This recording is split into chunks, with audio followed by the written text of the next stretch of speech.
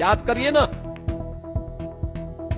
मोहम्मदाबाद के नवाब की पूरी प्रॉपर्टी को बचाने के लिए कांग्रेसियों ने एड़ी चोटी लगा ली,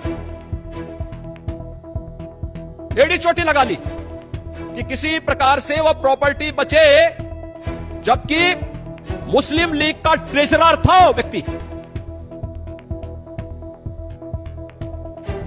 देश की आजादी के खिलाफ और भारत के विभाजन के लिए जिम्मेदार व्यक्ति के नाम पर विश्वविद्यालय बनाने वाले व्यक्ति को समाजवादी पार्टी आज पैरोकार बनती है कि हम आएंगे तो उसको गृह मंत्री बनाएंगे।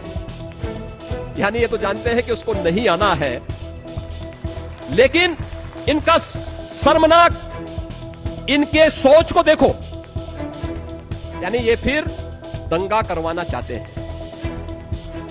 बेटी के लिए इनका किस प्रकार का व्यवहार रहता है, कैसे मुजफ्फरनगर और सहारनपुर के दंगाइयों को लाकर के तत्कालीन सीएम के आवास में लाकर के उन्हें सम्मानित किया जाता है, और ऐसे व्यक्ति के समर्थन में लोग इस प्रकार की दलीलें देते हैं।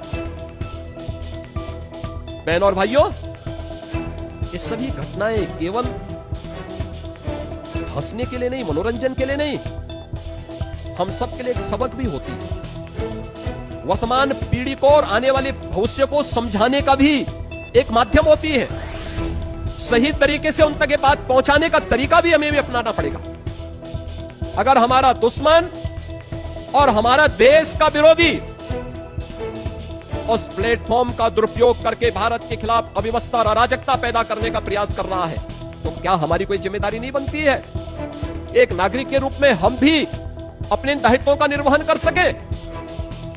आज अगर हम सुरक्षित हैं, आज देश अगर सुरक्षित है और एक भारत श्रेष्ठ भारत के भाव के साथ आगे बढ़ रहा है, दुनिया की सबसे तेज गति से बढ़ने वाली अर्थव्यवस्था के रूप में आगे बढ़ रहा है, तो क्या हमारा दायित्व नहीं बनता है कि हम वर्तमान की इन चुनौतियों के सामने, जो हमारे इस विकास की यात्रा में और ये जो श्रेष्ठ होने के भाव के मार्ग में अवरोधक हैं, इनको अवरोधक को हटाने के लिए हम भी अपने तरीके से अपना योगदान दें?